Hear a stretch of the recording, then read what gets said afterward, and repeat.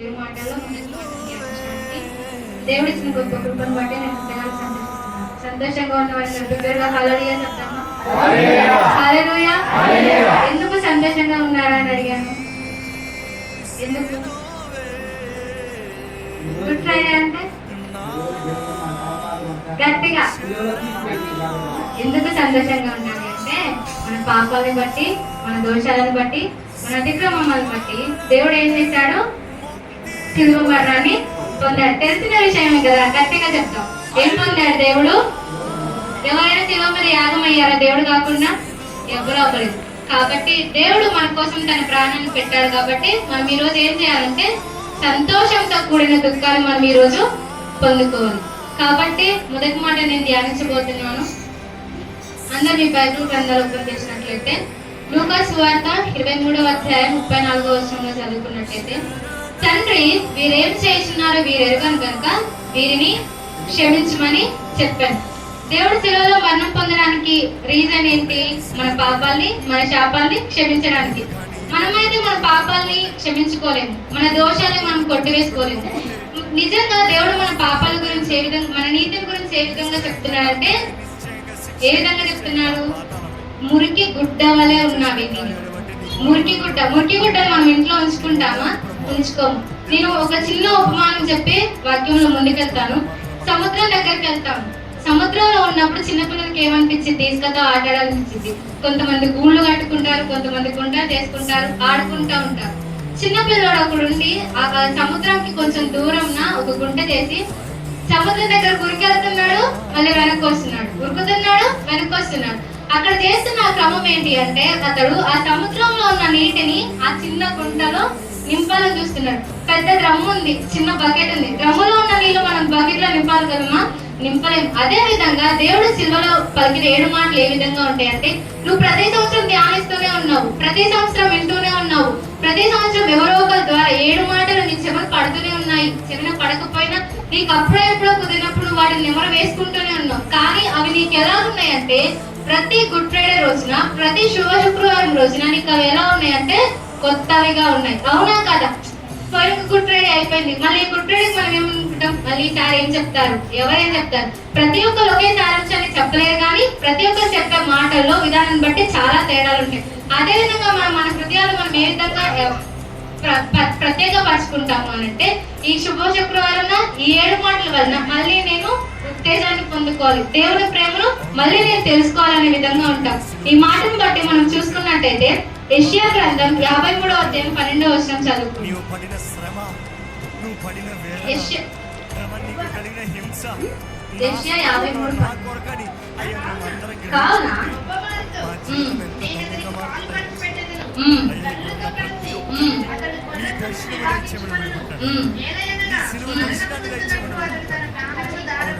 హల్లెలూయా. ఏం చేశాడంట? తన ప్రాణమును దారిపోసాడు. ఎవరి కోసం పోసాడు? నా కోసం, ఒక్కదాని కోసమా? నీ ఒక్కదాని కోసమా? మనందరి కోసం ఆయన ప్రాణాన్ని దారిపోసాడు. మనం చూసుకున్నట్టయితే 7 మాటల్లో 3 మాటలు దేవుడు తండ్రితోనే మాట్లాడాడు. మొదటి మాట, వీరిని క్షమించు. దేవుడిని ఎంతగానో వారు బాధ పెట్టారు, ఉమ్ము వేశారు, ప్రక్కలో బలకు పోటు కొడిశారు, కొరడా దెబ్బలు కొట్టారు, ఆయన పై వస్త్రాన్ని తీసేసి ఆయన దిగంబరిగా ఉంచడానికి ట్రై చేశారు, చేతులలో మేకులను దిగ్గొట్టారు, తలపై ముళ్ళ కిరీటం పెట్టారు. అయినా దేవుడు ఎంతో దీనత్వంతో, ఎంతో మంచి హృదయంతో మొట్టమొదటి మాటగా ఆయన ఏం మాట్లాడారు అంటే, తండ్రి వీరేమి చేస్తున్నారో వీరు ఎరుగను కనుక వీరిని క్షమించు. ఆయనకు అంత అవసరం ఉందా? లేదు. ఆయన నిర్దోషమైన వాడే కదా. ఆయనలో ఏమైనా పాపం ఉందా, దోషం ఉందా, అతిక్రమం ఉందా?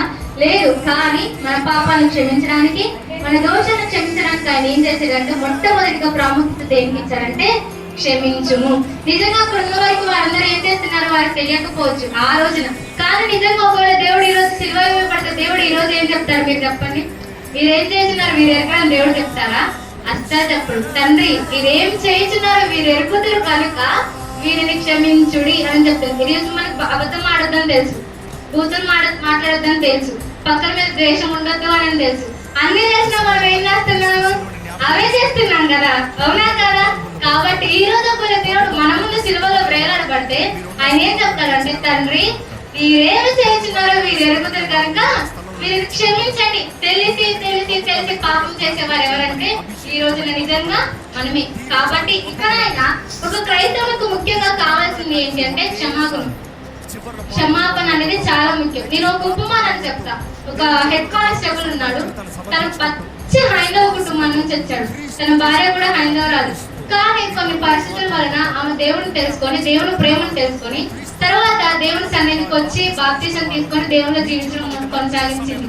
ఆమె అతని గురించి పట్టించుకోవడం మానేసి, శరీరానుసారంగా పట్టించుకోవడం పక్కన పెట్టి దైవికంగా ఆయన కూడా దేవుళ్ళకి నడిపించాలి, ఆయనకు కూడా రక్షణ బాప్తిజాన్ని కలిగించాలి అని ఎంతో ప్రార్థన చేస్తూ ఉండేది. బైబిల్ చదువుతూ ఉండేది. ఖచ్చితంగా ఆధారం చర్చికి వెళ్తూ ఉండేది. అది చూసి ఆయన కోపం వచ్చి, నువ్వు నాతో గుడికి రా, నా దేవుడికి పూజలు చేయాలని ఆయన అడిగినప్పుడు నేనైతే రాను అని చెప్పి కరాఖండిగా చెప్పేది. కానీ ఒకనొక రోజున ఆయన ఉక్రేషాన్ని, ఆయన కోపాన్ని, ఆయన బాధను ఆయన తట్టుకోలేక ఏం చేశాడంటే, పోలీసులు కదా వాళ్ళకి ఎంత కోపం ఉంటది, ఒక బెల్ట్ తీసుకొని చాలా కొట్టేశాడంట.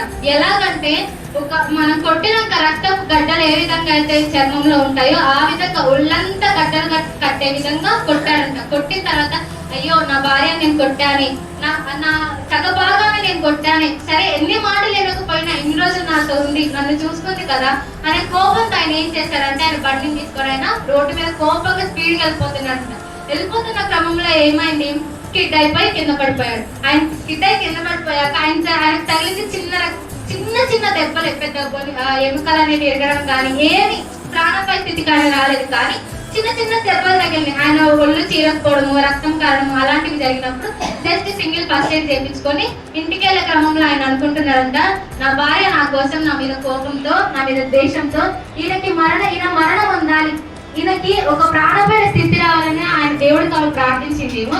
అందుకే ఈ రోజు నేను ఈ విధంగా పంచుల వరకు వెళ్ళానేమో అని అనుకున్నాడంట. అలాగే ఆమె మీద కోపంతో వెళ్ళి దీన్ని నిజంగా చంపేయాలి, ఇప్పుడు నిజంగా చంపేయాలి, ఇది ఉంటే నాకు మనశ్శాంతి లేదని చెప్పి ఆయన అలాగే ఇంటికి వెళ్తూ ఉన్నప్పుడు ఆయనతో పాటు దెబ్బలు తగిలినాయి కదా, ఎవరో ఒకళ్ళు వస్తారు. పోలీస్ అంటే తెలిసిన వాళ్ళు చాలా మంది ఉన్నారు. ఇంటి వరకు వచ్చాడంట. ఆమెను ఇంట్లో కొట్టిన తర్వాత ఇంట్లో ఆమెను పెట్టి తాళం వేసి బయటికి వెళ్ళాడంట. వెళ్ళిన తర్వాత వాళ్ళందరూ చూస్తే ఏమనుకుంటారు, భార్యనాలు అంటే బాగోదని చెప్పి వాళ్ళందరినీ పంపించేసి ఆయన తాళం కూడా తెరవకుండా కిటికీ తలుపులు తీసి ఆయన చూసినప్పుడు ఆమె ఏం చేస్తుంది అని అంటే, నిలువు మోకాలు వేసి, దేవా నా భర్తను నువ్వు కాపాడయ్యా, నా భర్తకి ఎటువంటి ప్రాణభయం రావద్దు, నా భర్త మరణం పొందుకోవద్దు, నీ ప్రేమనేంటి ఆయన తెలుసుకోవాలి. ఇంత మంచి ప్రేమ కదా దేవుడిచ్చిన ప్రేమ అండి, దేవుడిచ్చిన క్షమాపణ గుణం. అంత ఒకరు నీ మీద చెంప మీద ఒక దెబ్బ కొడితేనే నువ్వు తట్టుకోలేని పరిస్థితుల్లో ఉన్నావే, ఎవరైనా నీ మీద మాట అంటే నువ్వు తట్టుకోని పరిస్థితుల్లో ఉన్నావే, ఆ విధంగా కొట్టి పడేసి వెళ్ళిపోయాడు. ఒక టాబ్లెట్ ఇవ్వలేదు, దగ్గరకు తీసుకోలేదు, దర్చేసుకోలేదు. అయినా ఆమె కోసం అన్ని దెబ్బల చేత, అన్ని బాధల చేత ఆమె ఏం చేస్తుంది, నిలువు మోకాలండి ఆయన సన్నిధిలో ప్రార్థిస్తుంది. ఈ రోజున మనకు ఆ క్షమాగుణం ఉందా? ఈ రోజున మనం నిజంగా మన ఇతరులను మనం ప్రేమిస్తున్నామా? మన పొరుగు వారిని మనం ప్రేమిస్తున్నాం? మనకు యేసు వంటి కలిగిన మనసును మీరు కూడా కలిగి ఉండడి అని చెప్పాడు. నిజంగా అటువంటి మనసు ఈ రోజు క్రైస్తవులకి ఎంతో అవసరం. నిజంగా చెప్పాలంటే నా జీవితంలో నేను ఎంతో మందిని క్షమించాను. నన్ను బాధ పెట్టని వాళ్ళు లేరు, నన్ను వేదన గురి చేయని వాళ్ళు లేరు. కానీ అట్లాంటి వారితో కూడా నేను ఎంతగానో ప్రేమగా మాట్లాడతాను, అది నాకు తెలుసు. ఎందుకంటే ప్రతి విషయాలు మనం బయటకు చెప్పుకునేవి కాదు. మనందరం మిమ్మల్ని కూడా ఎంతో మంది బాధ పెట్టుంటారు. కానీ నువ్వు వారిని క్షమించాలని కోరుకున్నప్పుడు నేను క్షమించాలి ఇకపో అంటే సరిపోదు. క్షమించిన తర్వాత ఆ మూసివేయబడిన ఆ ద్వారాన్ని ఏం చేయాలంటే మూసివేసి మాత్రమే ఉంచాలి. అప్పుడు మాత్రమే వారికి క్షమాపణ అనేది కలుగుతుంది.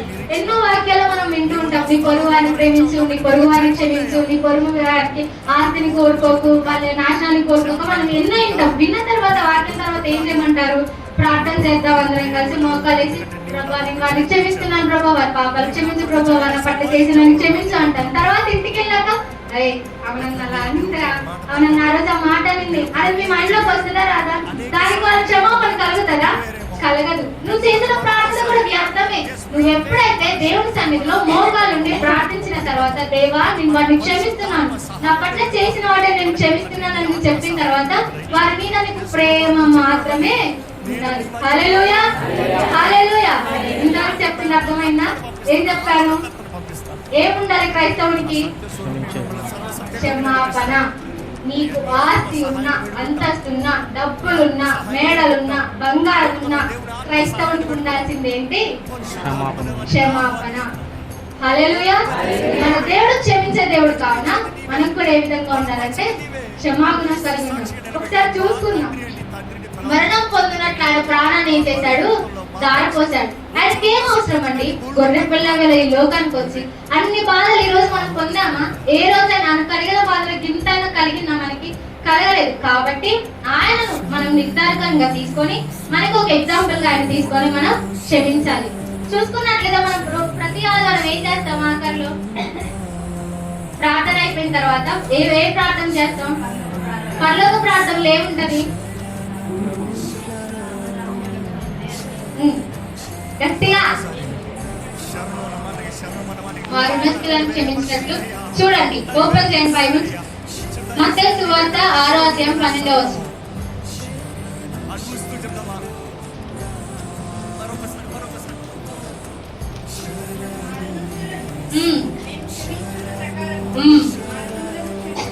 హల్లెలూయా. ఎవరిని క్షమించాలంట? రుణస్థులు అంటే ఎవరు? నిన్ను బాధ పెట్టినవారు, నిన్ను వేదనకు గురి చేసినవారు, నిన్ను ఏడ్పించినవారు.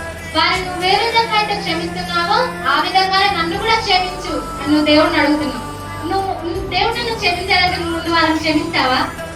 క్షమించారా? నిజంగా క్షమిస్తే మీరు నిజంగా ఆశీర్వదింపబడతారు. ఈ రోజు మీరు అనుకోవచ్చు, ఒకరోజు స్కూల్కి వెళ్తేనే నాకు డబ్బులు వస్తాయేమో, ఒకరోజు స్కూల్కి వెళ్తేనే నేను ఆశీర్వదింపబడతాను. కాదు, నువ్వు దేవుడి సన్నిధిలోకి వచ్చి నిజంగా ఎప్పుడైతే ఇతరుల గురించి నువ్వు క్షమాపణ కలిగిన ప్రార్థన చేస్తావో అప్పుడు మాత్రమే నువ్వు ఆశీర్వదింపబడతావు. ఈ ముఖ్యమైన విషయాన్ని మీరు అందరూ తెలుసుకోవాలని నేను కోరుకుంటున్నాను. యేసుక్రీస్తు భూలోకానికి రాకముందు, ఆయన నరరూపిగా ఈ భూలోకానికి రాకముందు ఎన్నో పాపపరాధ బలులు ఉన్నాయి. చూసుకున్నట్టయితే నిర్గమకాండంలో ఇవన్నీ వివరించబడతాయి. దహన బలి, సమాధాన బలి, నైవేద్య బలి, అపరాధ పాప పరిహారార్థ బలి, పాప పరిహారార్థ బలి. కానీ ఈ బలిలన్నింటిలో ముఖ్యమైనది ఏది అంటే పాప పరిహారార్థ బలి. నువ్వు పాపం చేసినప్పుడు నీకు తెలుసు కదా నువ్వు పాపం చేశావు, కానీ నువ్వు పాపం చేసిన తర్వాత దేవా నా పాపాన్ని నువ్వు క్షమించని ఒక కోడెనో, దూడనో, పొట్టేలనో, 2 పావురాలను తీసుకొని దేవుడు ఒక విధిని విధించాడు. ఆ విధి ప్రకారం వారిని నువ్వు బలి అర్పిస్తేనే దేవుడు నీ పాపాన్ని క్షమిస్తాడు. కానీ ఆయన మనిషి రూపిగా భూలోకానికి గొర్రెపిల్ల వలె వచ్చిన తర్వాత ఆయన రక్తం ద్వారా మాత్రమే మనకు పాప క్షమాపణ కలుగుతుంది. హల్లెలూయా. నమ్ముతున్న వారు బిగ్గరగా హల్లెలూయా చెప్పండి. రక్తంలో రక్షింపబడిన వారు ఎవరు? బాప్తిజం తీసుకున్నారు. ఎంతమంది బాప్తిజం తీసుకున్నారు? అందరూ తీసుకున్నారు. తీసుకున్న వారు నిజంగా మీకు క్షమాపణ ఉందా? నిజంగా క్షమించే మనసుందా? నిజంగా మీ ఇతరులను క్షమిస్తున్నారా? నిజంగా చెప్పాలంటే ఒక్కొక్కసారి బాధ అనిపిస్తుంది. నిజంగా క్రైస్తవులు కాస్త క్షమాపణ గుణం ఉండదు. మనసులో ఎటువంటి అంటే ఒక ఉద్రేకం ఉంటుంది. అరే నన్ను వాళ్ళ మాట అన్నాడు రా, నేను అది మనసులో పెట్టుకుంటాను. పలానా మనిషి పలానా విధంగా నన్ను బాధ పెట్టింది, నేను గుర్తు పెట్టుకుంటాను. చాలా మంది క్రైస్తవులు అనుకుంటారు. కానీ ఈ రోజున మన జీవితాలు, మన కుటుంబం, మన సంఘం, మన ఊరు ఆశీర్వదింపబడాలి అంటే కేవలం మనకు కావాల్సింది ముందుకు వెళ్ళినట్టయితే చేసిన కార్యాలు బట్టి నీకు వందనాలు ప్రభువా. మనకి పదార్థాలు తెలుసు కదా, ఎంతమందికి తెలుసు పదార్థాలు? స్ఫూర్తిగా వందనాలు చెప్తామండి. పదార్థాలు తెలుసా? దేవుడు ఎక్కడిచ్చాడు పదార్థాలు? ఎవరికి ఇచ్చాడు కదా? పదార్థాలు ఒక్క ఆజ్ఞ చెప్పండి, ఒక్క ఆజ్ఞ చెప్పండి అమ్మా. తెలియవు పదార్థాలు, తెలియవు. హత్య చేయకూడదు, వ్యభిచారం చేయకూడదు, నీ దేవుడైన యెహోవాను నేనే, నేను తప్పు వేయక దేవుడు ఉండకూడదు, నీ తల్లిదండ్రులను సన్మానించకూడదు. ఈ అనేక పదార్థాలు. సరే, పదార్థాలు పక్కన పెడదాం. ఈ పదార్థాలు నువ్వు ఆచరించాలి అంటే ముందుగా నువ్వు 2 ఆజ్ఞలు ఆచరించాలి. ఆ 2 ఆజ్ఞలు నువ్వు ఎప్పుడైతే ఆచరిస్తావో, ఆ 2 ఆజ్ఞలు నువ్వు ఎప్పుడైతే పాటిస్తావో మిగతా 10 ఆజ్ఞలు పాటిస్తుంది. ఆ 2 ఆజ్ఞలు నేను చెప్తాను, నేను మళ్ళీ లాస్ట్ లో అడుగుతాను. ఇవి ఖచ్చితంగా ఇవన్నీ మీరు చెప్పాలి. ఫస్ట్ ఆజ్ఞ, నీ దేవుడైన యెహోవాను నేనే. నీ దేవుడైన యెహోవాను నేను తప్ప నీకు మరొక దేవుడు ఉండకూడదు. లేడు కాదు, అసలు ఉండకూడదు. సరేనా? మొదటి ఆజ్ఞ. రెండవ ఆజ్ఞ, నిన్ను వలె ప్రేమించు. అప్పుడు నీ మనసులో ద్వేషం ఉంటుందా? క్రోధం ఉంటుందా? మనని చంపేయాలనే అంత బాధ ఉంటుందా? మనని చంపేయాలని కోపం ఉంటది, తిట్టాలి, కొట్టాలి, బాధ పెట్టాలనేవి ఏమైనా ఉంటాయా? ఈ 2 ఆజ్ఞలు నిజంగా పాటించగలిగితేనే 10 ఆజ్ఞలు పాటించాలి. హల్లెలూయా. ఇప్పుడు చదవాలనుకుంటారా? నిజంగా మీ పొరుగువారిని ప్రేమిస్తారా? దేవుడిని తప్ప నిజంగా మన సంఘంలో చెప్పాలి, నా కొరకని అయ్యా మేమందరం గ్రహించుకుంటే మా జీవితం ఎంత ధన్యంగా మారుతుంది. హల్లెలూయా. అయ్యా ఇక్కడ ఉన్న ప్రతి ఒక్కరికి ఇంకా ముందుకెళ్ళినట్లయితే మత్తయి సువార్త 9:28 అదే విధంగా లూకా 7:48 సిలువ చూస్తేనే గాని మన బ్రతుకు మారదు. సిలువలో వేలాడిన క్రీస్తు కనబడుతూనే గాని మన బ్రతుకు దృష్టి మారదు. మత్తయి సువార్తలో పక్షవాయువు గల వారిని దేవుడు స్వస్థపరుస్తాడు. ఎన్నో స్వస్థత చేశారు. కుంటి వారికి నడకనిచ్చారు, గుడ్డి వారికి చూపునిచ్చారు, మాట్లాడలేని వారికి మాటనిచ్చారు, చెవిటి వారికి వినికాడిచ్చారు, కుష్టి రోగులకు స్వస్థతనిచ్చారు. ప్రతి ఒక్కరి చనిపోయిన లాజరుని ఏం చేశాడు? తిరిగి లేపాడు. అంత సామర్థ్యం ఉన్న దేవుడు కదా. సరే, మనం ఇక్కడ చూసుకున్నట్లయితే మొదటి మాట ఏంటి? తండ్రి వీరిని క్షమించమని చెప్తున్నాడు. దేవుడికి ఆధిక్యత ఉంది, దేవుడికి ఆ గొప్పతనం ఉంది. శిల్వ మీద కూడా మనల్ని ఆయన వీరందరినీ క్షమించాడు. దేవా నేను వీరిని క్షమిస్తున్నాను, వీరి పాపాలను క్షమిస్తున్నాను దేవుడు చెప్పొచ్చు. కానీ దేవుడు ఏం చేశాడు? తండ్రికి అప్పగించాడు. ఎందుకు అప్పగించాడు అని మనం ముందు చూస్తున్నాం. మత్తయి సువార్తలో దేవుడు ఏమంటాడు? ఒకసారి చదవండి. 9:25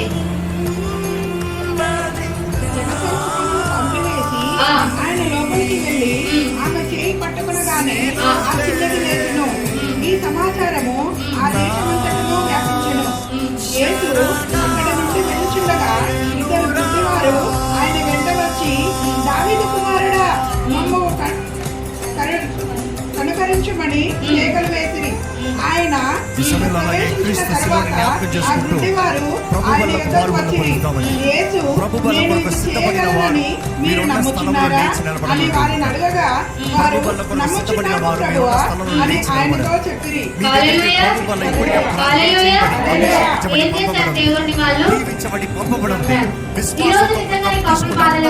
ఒకేసారి దయచేసి దేవుని చేతులకు మరొకసారి మన జీవితాన్ని సమర్పించుకుంటూ విశ్వాసముతో చేసిన కార్యాన్ని అంగీకరిస్తూ ఈ బలంలో పాల్పొందుకుందాం. ఇంకా రక్షించబడిన వారు కలగబడిన వారు తీసుకున్న వారు మీ జీవితం ఇది మంచి సమయం దేవుని చేతుల్లో సమర్పించుకోండి. సరెండర్ యువర్ సెల్ఫ్ ఆయన చేతుల్లో సమర్పించుకోండి. ఆయన సొంతగా ఆయన సాక్షిగా జీవితం. దేవుడి భూలోకంకి వచ్చాడు. దేవుని శక్తి, దేవుని ఆత్మ ఆయన మీద ఉన్నది కాబట్టి ఆయననే ఆయన పాపాన్ని క్షమించాడు. ఇంకొకటి చూసుకున్నట్టయితే పాపాత్మరాలనే స్త్రీ పాపాలు కూడా దేవుడే క్షమించాడు. అక్కడ దేవునికి అధికారం ఉంది కాబట్టి దేవుడే స్వయాన నేను ఈ పాపాలను క్షమిస్తున్నానని చెప్తున్నాడు. కానీ ఆయన శిలువ మీద ఉన్నప్పుడు తండ్రిని వేడుకొచ్చినాడు. ఎందుకంటే శిలువ మీద ఆయన దేవుడిగా శిలువ వేయబడ్డాడా? లేదు, ఒక నరుడి వలె ఆయన శిలువ వేయబడ్డాడు. నరుని కాబట్టి నరుడి పాపాలు ఆయన క్షమింపగలుగుతారా?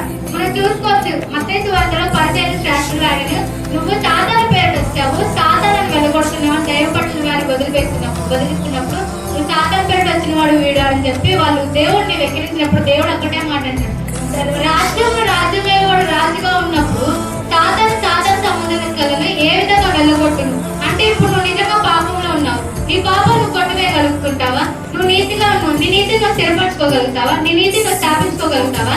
ఏ దిక్కులో ఉన్నవాడు ఆ దిక్కులో చేయలేడు, కానీ దానికి ఆపోజిట్ లో ఉన్నవాళ్ళు మాత్రమే దాన్ని జరిగించగలుగుతారు. నేను దేవుని నామం నుంచి వచ్చాను కాబట్టి దేవుని నామం పేరిట ఈ దయ్యాన్ని వెళ్ళగొడుతున్నాను అనేది యేసు ప్రభు అక్కడ చెప్తారు. నేను ఇక్కడ మీకు చెప్పాల్సింది అనుకుంటుంది ఏంటి అంటే, దేవుడు తండ్రిని ఎందుకు వేడుకున్నాడు అంటే ఆయన నరరూపి పాపాలన్నీ దోషములన్నీ ఆయన మీద మోసుకున్నాడు కాబట్టి, ఆయన మన కొరకు త్యాగం, ఆయన ప్రాణాన్ని త్యాగం చేశారు కాబట్టి ఆ సమయంలో ఆయనకి దైవ శక్తి అనేది లేదు. నరరూపిగా పాపాలన్నీ ఆయన మీద భారం ఉంది, శివభారమైన ఉంది కదా. పాపం వల్లనే ముళ్ళకిరీటం ఆయన తల మీద పెట్టారు కాబట్టి ఆయన ఏం చెప్తున్నాడు అంటే, నేను ఇప్పుడు వీరిని క్షమించలేదు, కానీ నువ్వు మాత్రమే వీరిని క్షమించగలవు.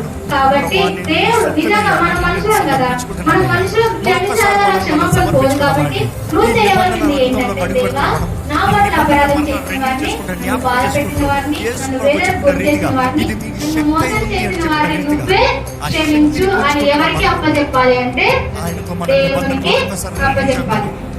ఇంకా మనం నేను ఈ మొదటి మాటలో 6 వివరాల గురించి 6 వివరాలు చెప్పి నేను ముగిస్తాను. అందుకంటే ముందు ఒక చిన్న ఎగ్జాంపుల్ చెప్తాను. గులాబీ పువ్వు మీ అందరికీ తెలుసు కదా, తెలుసా ఎలా ఉంటుంది గులాబీ పువ్వు కదా? దానికి సువాసన వచ్చిద్దా? సువాసన వచ్చిద్దా? రాదు. కానీ దానికి ఏముంటాయి? ముళ్ళు. ముళ్ళు ఏం చేస్తాయి? బాధను కలిగిస్తాయి. అదేవిధంగా నువ్వు పువ్వును పట్టుకోవడానికి వెళ్తావు, పువ్వు నీకు ఎంతో అందంగా కనిపిస్తుంది, కానీ చూసుకోకుండా ముళ్ళు తగిలినప్పుడు నీ చేతికి ఏమవుతుంది?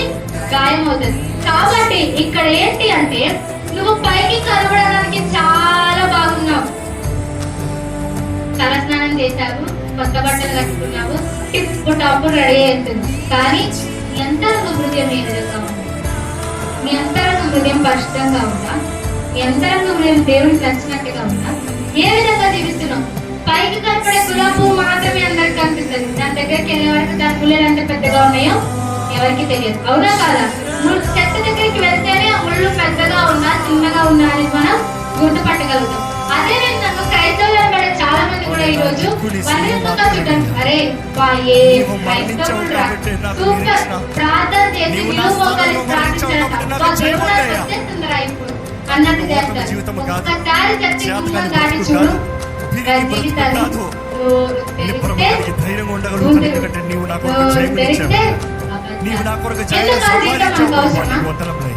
సమానికి సున్నం కొట్టిన వారి వలె మీరు ఒక నిర్ణయం చేయండి. కాబట్టి ఈ శుభ మన శక్తి మీద మన ఆధారపడితే మనం శుద్ధి చేసుకోవాలి.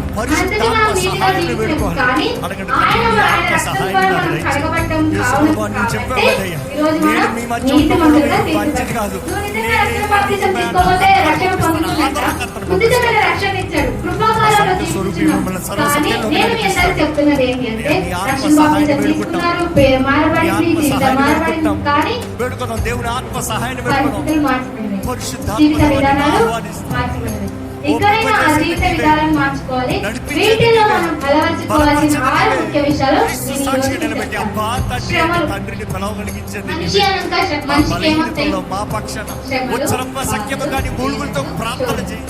వీటిలో ఉన్నప్పుడు మనం ఏం చేయాలి?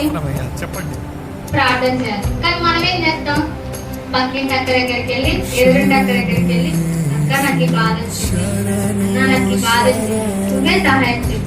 ఈరోజు నిజంగా నువ్వు అప్పుల బాధలో ఉన్నావు, మోకాళ్ళే బైబిల్ చేతిలో పట్టు. దేవా, నేను నిజంగా అప్పుల బాధల్లో వెళ్ళిపోతుంది, నీవే నాకు సహాయం చేయగలవు, నీవే నన్ను అప్పుల బాధల నుంచి బయటికి తీసుకొని రాగలవు అని నువ్వు శ్రమలో ఉన్నప్పుడు నీ దేవునికి మొట్టమొదటి దేవుడికి శ్రమల్లో ఉన్నప్పుడు దేవుడికి రెండవదిగా చూసుకున్నట్టయితే మనకి వ్యతిరేకంగా ఉన్నారు.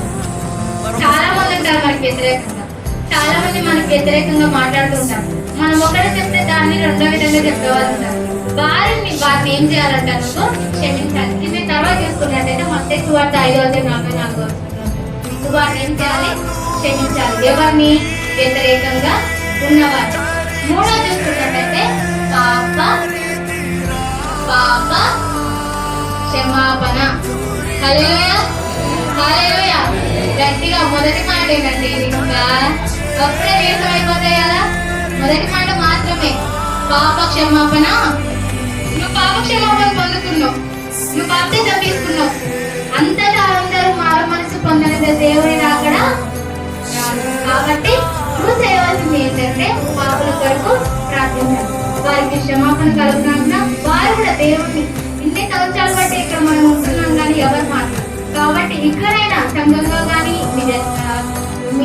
ఎప్పుడైనా కూడినప్పుడు కానీ మీరు ప్రార్థన చేసుకునేటప్పుడు కానీ జరిగిన పాప క్షమాపణ కోసం మీరు ప్రార్థించాలి. 4వదిగా చూసుకున్నట్టయితే నేను చెప్పిన ఆజ్ఞలో 2వ ఆజ్ఞ ఏంటిది? అది 2 ఆజ్ఞలు చెప్తా. ఆ 2వ ఆజ్ఞ చెప్పండి. నిన్ను వారిని పొరుగు వారిని గట్టిగా. ఇది 4వది. 5వది ఏంటంటే నీ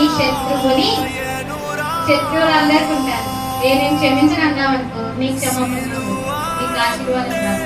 నీ జీవితం 10 మందికి ఒక నిదర్శనంగా ఉండాలి అంటే మొట్టమొదటి నీకు క్షమించండి. 6వదిగా చూసుకున్నట్టయితే క్రైస్తవులను హింసిస్తున్న వారెంతో రీసెంట్ గా జరిగిన సంఘటన కాదు, ప్రవీణ్ పగడాలి ఎంత హింస అండి, ఎంత బాధ, ఎంత వేదన చూస్తున్నప్పుడైతే మనసు కలిసిపోతుంది. కానీ ఏం చేయలేని పరిస్థితి, మనం చేయగలుగుతామా? ఏం చేయలేం. కానీ వారి కొరకు నువ్వేం చేయాలి? నిత్యం ప్రార్థన చేయాలి. ఈ 6 విషయాలు మీరందరూ గుర్తించుకోవాల్సిందిగా నేను కోరుకుంటున్నాను. మొట్టమొదటిగా ఏంటి చెప్పండి?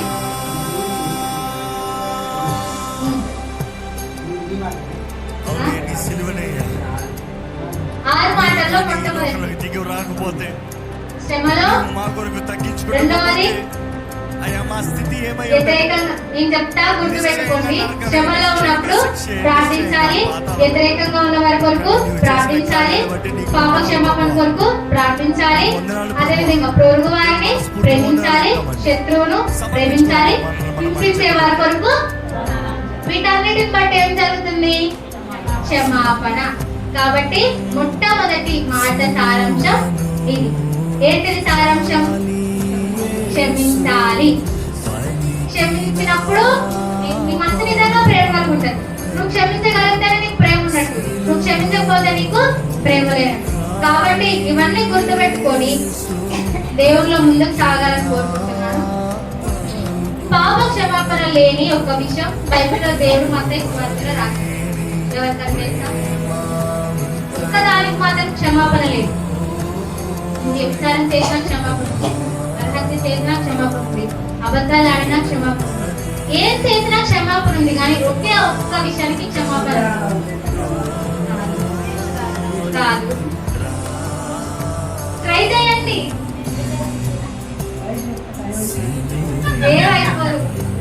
చెప్పాలి. దైవ దూషణ, పరిశుద్ధాత్మను దూషించడానికి పాప క్షమాపణ లేనే లేదు.